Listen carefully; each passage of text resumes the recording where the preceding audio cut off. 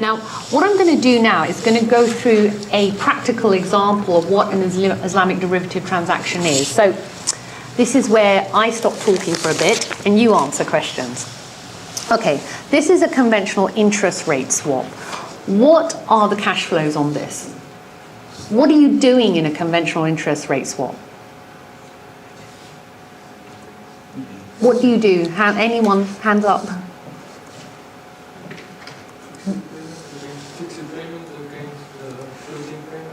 Right, so you are basically exchanging a fixed to floating payment and it's relative to a notional amount, right? That's what an interest rate swap is. Now, all Islamic institutions need interest rate swaps. They have real assets and liability mismatches. They have to have what we call in the Islamic world a profit rate swap. How do we do this? This is how you do it. This is a Sharia compliant profit rate swap.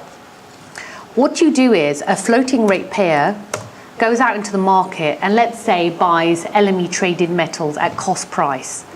It then delivers those commodities to a fixed rate payer for cost price plus profit portion under a murabaha. The fixed rate payer gets the assets on day one and agrees, let's say this is a 1-year swap, to pay the floating rate payer every 3 months, cost price plus profit portion. So it's a 4 payments, cost price plus profit portion every 3 months. Profit portion is fixed.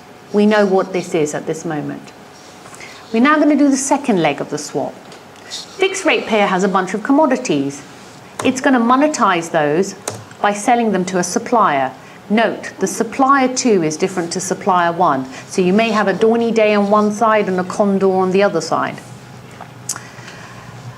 The fixed rate payer monetizes those commodities and puts the money into a collateral account. So it's got cash. The fixed rate payer is now going to enter into a reverse murabaha. But this time, he's not going to enter into one murabaha. He's going to enter into a series of murabahas. Now, we have a 1-year swap, and he's going to enter into 4 swaps of 3 months maturity. At each maturity date is going to match up with the settlement date under the fixed term murabaha. Now, under the reverse murabahas, the fixed rate payer is going to sell commodities back to the floating rate payer, and the floating rate payer is going to pay cost price plus profit portion. But this time, profit portion is going to be linked to LIBOR. You can benchmark LIBOR. There is no problem under Sharia to do this. So if you think of the cash flows, what do we have? We have on the fixed murabaha every 3 months, cost price plus fixed profit portion. Under the sequential reverse murabahas, we have cost price plus profit portion linked to LIBOR. Note, both these payments are due on the same day. You net off the 2 cost prices, and what do you have? Physical delivery of fixed to floating. Exactly the same as you have under a conventional interest rate swap. But this is completely Sharia compliant. You can also do this in the following way as well, and have a series of sequential murabahas on both sides. Both these structures have had fatwas, and both of them are active in the GCC and in Malaysia.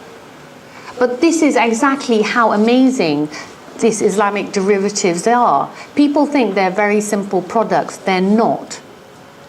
When you structure these products, you need to understand what the conventional derivative cash flows are, and then you use Islamic products like Arbun, Murabaha, Wad, Salam, and you put them together like Lego to replicate these cash flows, but in a Sharia compliant manner.